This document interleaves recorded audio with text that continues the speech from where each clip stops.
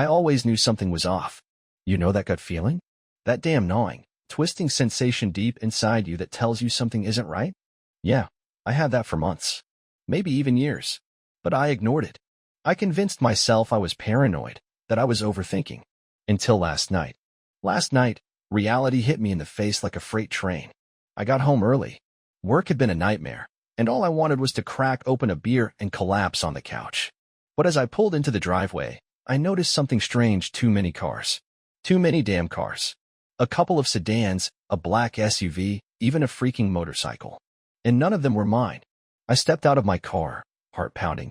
The house was too quiet. No music, no TV, just silence. And then, as I reached for the doorknob, I heard it. Laughter. Male laughter. I pushed the door open, and my entire world collapsed. There she was. My wife. My wife. Pants down to her ankles. A look of sheer panic on her face. And around her? 10 men. 10 men. Half-dressed, some holding drinks, others laughing like this was some sick joke. What the F? I couldn't even finish the sentence. My brain short-circuited. She just smirked. Smirked. No apologies. No shock. Just that infuriating, cold, cunning smirk. "Oh, babe," she said, rolling her eyes. "You're home early." Like I had just interrupted her tea party. I should have screamed. I should have broken something. Instead, I just stood there, frozen in place, feeling the weight of 14 years of marriage disintegrate in front of me. And then she did the unthinkable. She laughed. "Close the door, will you? You're letting in a draft." That was it. That was the moment something inside me snapped. And this was just the beginning. The room spun. I stood there, gripping the doorframe so hard my knuckles turned white. My mind struggled to process what I was seeing. My wife, half naked, surrounded by 10 men, laughing like I had just walked in on a surprise party instead of the most gut-wrenching betrayal of my life. What the hell is this? My voice came out hoarse, barely above a whisper. One of the men, a smug-looking bastard with a tattoo of a snake curling around his neck, chuckled and took a sip from his beer. "Relax, bro. It's just a little fun." "Fun?" My wife scoffed, pulling up her pants like she was annoyed that I had interrupted her. "God, don't be so dramatic." She turned to her audience. "He does this. Always overreacts. Overreacts." I always knew something was off. You know that gut feeling? That damn gnawing, twisting sensation deep inside you that tells you something isn't right? Yeah, I had that for months. Maybe even years. But I ignored it. I convinced myself I was paranoid, that I was overthinking. Until last night. Last night, reality hit me in the face like a freight train. I got home early. Work had been a nightmare, and all I wanted was to crack open a beer and collapse on the couch. But as I pulled into the driveway, I noticed something strange: too many cars.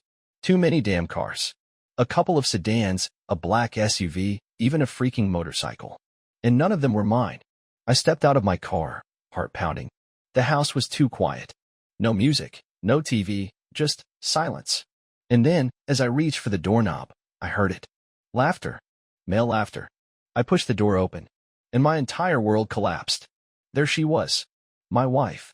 My wife. Pants down to her ankles. A look of sheer panic on her face. And around her? 10 men. 10 men.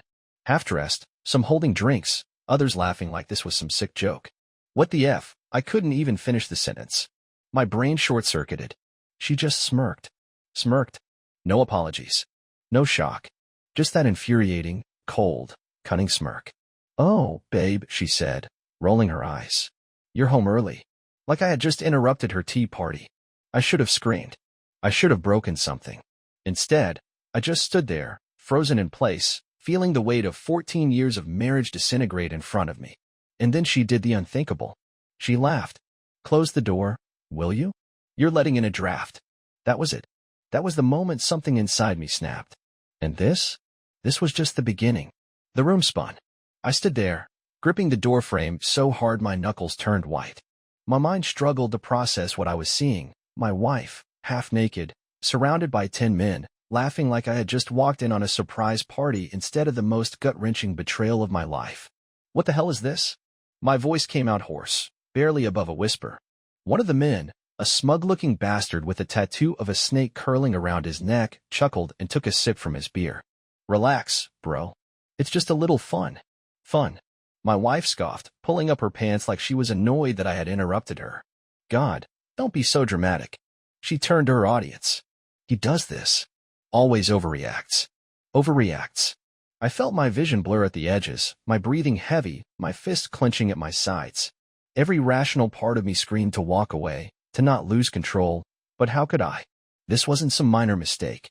This wasn't a misunderstanding. She was cheating on me, right in front of my damn eyes. I took a slow step inside, scanning the room. The men were all different, some young, some older, some built like gym rats, others looking like they had just crawled out of a frat house. 10. What kind of insanity was this? Then my wife rolled her eyes and walked up to me, pressing a hand against my chest like she was scolding a child. Look, honey, this is nothing serious. Just a bit of company while you're out working late again. I couldn't believe it. Are you actually blaming me for this? She shrugged, her lips curling into that infuriating smirk. Well, yeah. If you weren't so boring all the time, maybe I wouldn't have to entertain myself. The men all laughed. A chorus of deep, mocking chuckles that made my blood boil. Something inside me snapped. I didn't think. I didn't care. I lunged. My fist connected with the nearest man's jaw, snake neck. He stumbled back, cursing, knocking over a table and sending bottles crashing to the floor. The room erupted into chaos. Chairs scraping, voices shouting, someone grabbing me by the back of my shirt. And through it all, my wife just stood there, smirking like she was enjoying the damn show. Oh, babe, she sighed dramatically. You really don't want to do this. That's when I saw it. She wasn't nervous. She wasn't scared. She was calm. Too calm. Like she had been expecting this. And that's when I knew. This went deeper than just cheating. This was something else entirely. Something darker. Something planned. The moment my fist connected with Snake Neck's jaw, I felt it. Something was off. Not just the way my wife stood there, smirking like a queen watching gladiators fight for her amusement, but the way none of the other men reacted with shock. No scrambling, no panicked apologies, no guilty excuses. Instead, they were amused. One of them, big guy, probably hit the gym 5 times a day, cracked his knuckles and grinned. Oh, tough guy wants to play. Another, leaning against the wall with his arms crossed, just sighed. You really fell for it, huh? Fell for it? Before I could process that, someone grabbed me from behind. Strong arms wrapped around my shoulders, yanking me backward. I struggled, but then BM. A fist slammed into my gut. I doubled over, gasping. Pain shot through my ribs, knocking the air out of my lungs. The room swayed. And still, my wife just watched. She didn't scream for them to stop. She didn't jump in to protect me. She didn't even flinch. Instead, she walked up, crouched beside me, and whispered, "Told you, babe. You really didn't want to do this." That was when it hit me. This wasn't some random affair. This wasn't a mistake. She planned this. I lifted my head, glaring up at her. What the hell is this? I rasped. She tilted her head, feigning innocence. Oh, sweetheart, don't look so hurt. This isn't about you. I spat blood onto the floor. Like hell it isn't. She giggled. Then she stood up, stretching her arms lazily, and turned to the group of men. All right, boys. Time to wrap it up. Like it was nothing. Like I was nothing. The men exchanged glances before Snake Neck, still rubbing his jaw where I hit him, sighed. Fine. Fine? Just like that? I expected a fight, more blows, a full-on brawl, but instead, they just started leaving. No rush, no panic, just calm, calculated movements. I watched in stunned silence as they grabbed their shirts, their jackets, their damn drinks, and strolled out the door like it was business as usual. What the hell? Finally, it was just me and her. She turned back, smiling. Well, that was fun. My vision blurred with rage. You set me up. She scoffed. Set you up for what, exactly? She tapped her chin, pretending to think. It's not my fault you got all violent. You just assaulted a man in our home. Not very smart, honey. My stomach dropped. Oh, shit. She wasn't just cheating. She wasn't just humiliating me. She was setting me up for something bigger.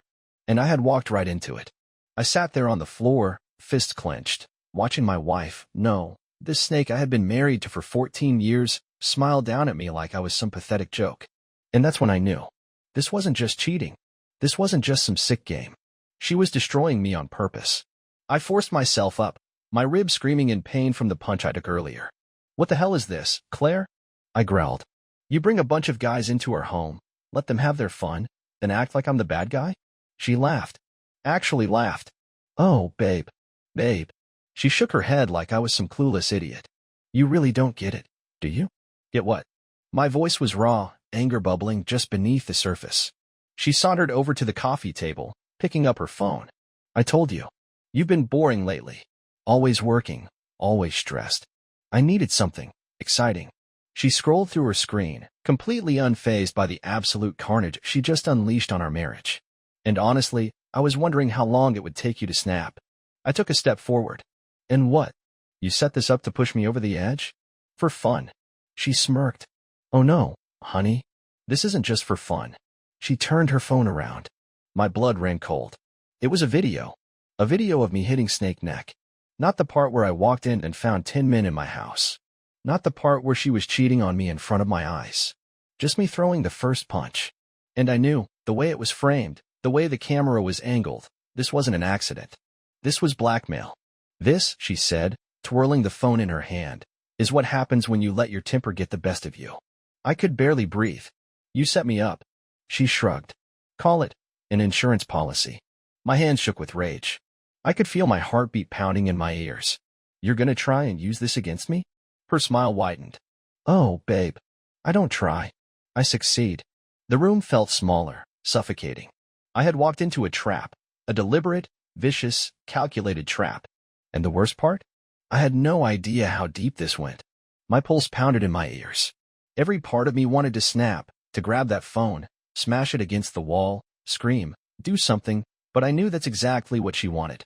Claire stood there, tapping her perfectly manicured fingers against the phone screen, still smiling. Still in control. You're insane, I whispered. She sighed, almost bored. Come on, honey, don't be so dramatic. I mean, let's be real. Did you actually think we were some perfect little couple? Please. She rolled her eyes. You were just convenient. I took a slow breath, forcing my hands to unclench. Convenient for what, Claire? She grinned. And that's when I saw it. No fear. No guilt. No hesitation.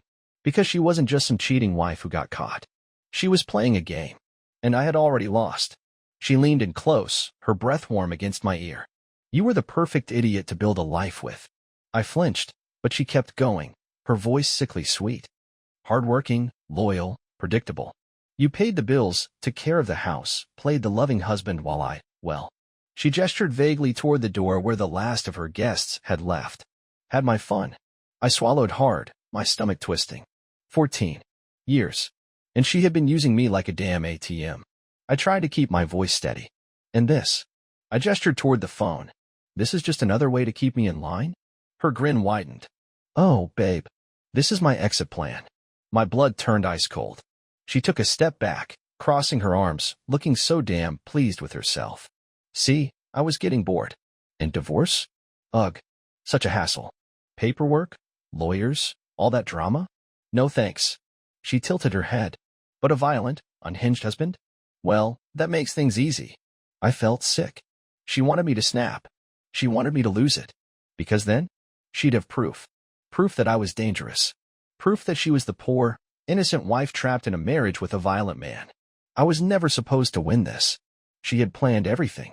I took a shaky step back, trying to process just how deep this betrayal ran. You're seriously going to lie your way out of this marriage? She pouted. Ah, honey. I wouldn't say lie. She waved the phone. I mean, I do have evidence of you attacking someone in our house. I could tell the police you've been getting so angry lately. That I was scared.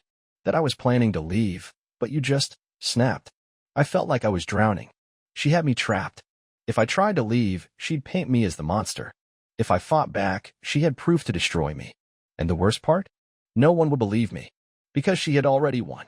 Or at least she thought she had. She thought she had me. Standing there, phone in hand, smug as hell, like she was the queen of some twisted little game. And maybe she was. Maybe I had been nothing more than a pawn in her sick, manipulative fantasy for the last 14 years. But see, here's the thing about snakes like Claire. They get cocky. They think they're untouchable. And that is when they make mistakes. I forced myself to breathe, to let the rage settle into something colder. More dangerous. I had been blindsided, yeah, but I wasn't stupid. I wasn't about to let her win. I straightened, wiping the blood from my lip, and smirked. That threw her off. Just for a second. What's funny? She asked, her eyes narrowing. I chuckled, shaking my head. You really think you've got this all figured out, huh? Her lips curled into a grin. Oh, I don't think, babe. I know. She waved the phone again. This little clip is all I need to ruin me? I cut her off, taking a slow step forward. Destroy my reputation? Make me look like the bad guy? Her grin faltered just a fraction. I leaned in, lowering my voice. See, Claire, the problem with setting up a trap is making sure you're the only one holding the leash. I pulled out my phone. Her smirk disappeared. What are you doing? I turned the screen toward her. The camera was already recording. Her eyes widened. I smiled. Say cheese, sweetheart. For the first time all night, I saw something in her eyes that hadn't been there before. Panic. I tilted my head. Let's go over that little speech of yours again. Huh? The part where you admitted to using me for 14 years? Or maybe the part where you literally just said you were setting me up to look like the bad guy. I glanced at the screen. Yeah. I think that'll play real nice in court. Her face went pale. And I wasn't done. I tapped the screen. Sent. Her whole body stiffened. What did you just do? I grinned. Oh, just forwarded that little confession to a few trusted people. You know, as an insurance policy. I tossed her words right back at her. Wouldn't want you trying anything crazy now, would we? She lunged for the phone. You son of a... I stepped back, slipping it into my pocket.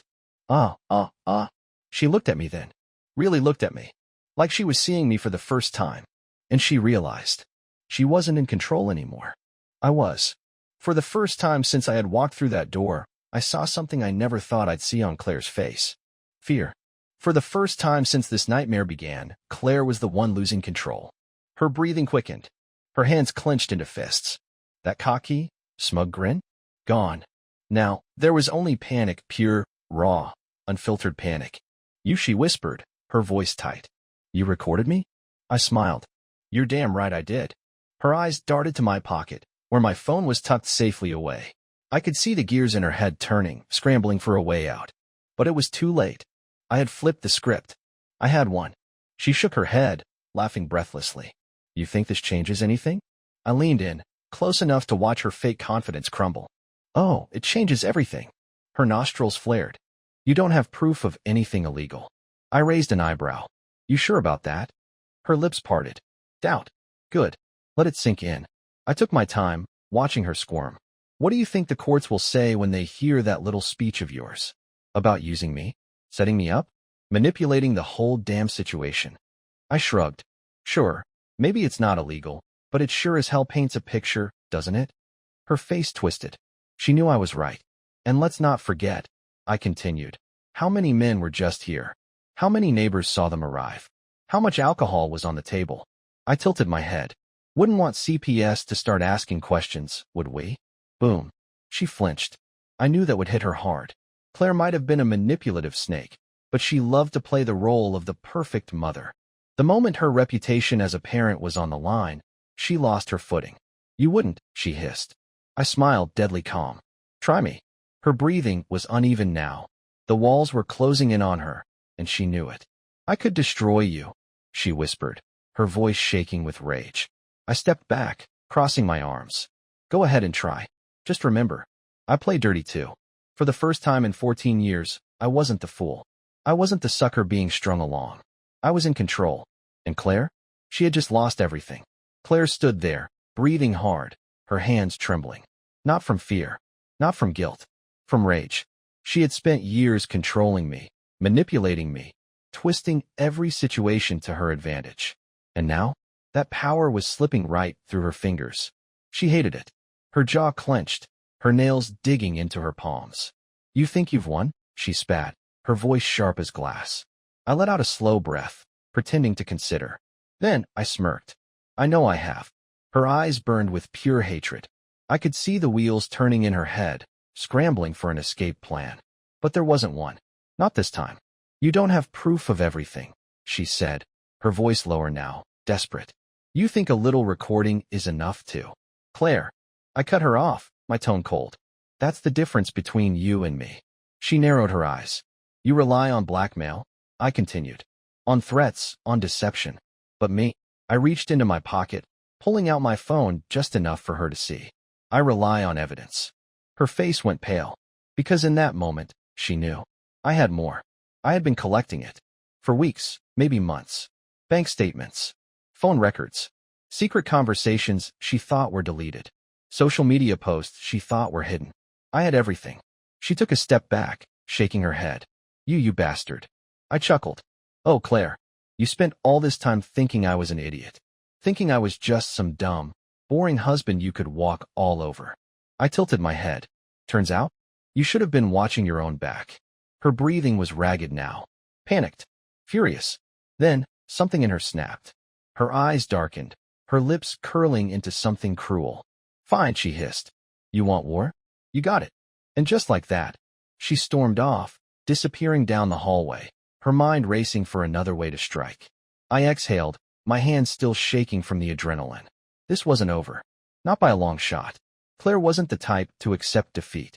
No, she would come back, more vicious than ever. But that was fine, because now, I was ready for her. Claire disappeared down the hallway, but I knew better than to think she was gone for good. No, she was regrouping. This was a woman who had spent years perfecting her craft, manipulating, deceiving, making sure she always won. She had just taken a serious hit, and like a wounded predator, she was going to come back twice as vicious. I needed to be ready. I pulled out my phone, hands still shaking from adrenaline, and opened my messages. The recording? Sent to 3 different people I trusted. A coworker, my brother, and most importantly, a lawyer, just in case. Because Claire? She wasn't stupid. She knew the law. She knew how to play the victim. And if I wasn't careful, she'd flip this whole thing on me before I even saw it coming. A door slammed upstairs. I could hear drawers opening, the rustling of fabric. She was packing. I frowned. That wasn't like her. Claire never ran from a fight. No, she controlled the fight. So why was she suddenly in a hurry to leave? I moved cautiously up the stairs, keeping my distance as I reached our bedroom door. It was slightly ajar, and through the gap, I saw her stuffing clothes into a duffel bag. What the hell are you doing? I asked. She froze for a second. Then, without looking at me, she yanked open her dresser, grabbing more clothes. I'm leaving. My stomach clenched. Just like that. She laughed, but there was no humor in it. Just bitterness. Oh, don't sound so shocked. You wanted me gone, right? That wasn't right. Claire never ran. And then it hit me. She wasn't just leaving. She was setting up her next move. I took a slow step forward.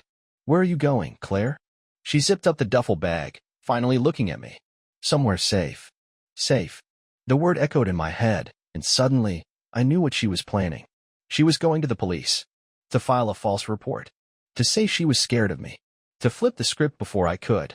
My pulse spiked. Claire, I said, keeping my voice calm. Think carefully about what you're doing. She grabbed her phone, her smirk returning. Oh, I have. And just like that, she brushed past me, heading straight for the door. I had 2 choices. Let her go, and risk her getting to the cops first. Or stop her, and risk playing right into her hands. This wasn't just a fight anymore. This was war. My mind raced. Claire wasn't just leaving. She was making her next move. If she got to the police first, I was done. She had the fake video, her years of manipulation, and, let's face it, the advantage of being the innocent wife with a violent husband. If she spun the right story, I'd be arrested before the sun came up. I couldn't let that happen. She strode toward the front door, duffel bag slung over her shoulder, moving fast. But I moved faster. I reached the door before she could, slamming my hand against it, blocking her exit.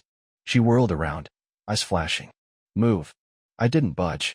We're not doing this, Claire. She scoffed. Oh, we are definitely doing this. She pulled out her phone, waving it like a loaded gun. I've got everything I need right here. 1 call, and you're in handcuffs. Is that what you want? My heart pounded, but I forced myself to stay calm. She was baiting me, trying to get me to snap, to play into her hands. Not this time. I exhaled slowly, tilting my head. And what exactly are you going to tell them? She smirked. That my husband is violent. That I tried to leave, and he wouldn't let me. There it was. Her trap. I took a step back, raising my hands. Go ahead, Claire. Call them. That threw her off. Just for a second. What? She snapped. I nodded toward her phone. Call them. Right now. She hesitated. Because she hadn't expected this. She wanted me angry. Desperate. unhinged. Instead, I was calm, controlled. She licked her lips, gripping the phone tighter. Don't try to play smart with me. I shrugged. Not playing.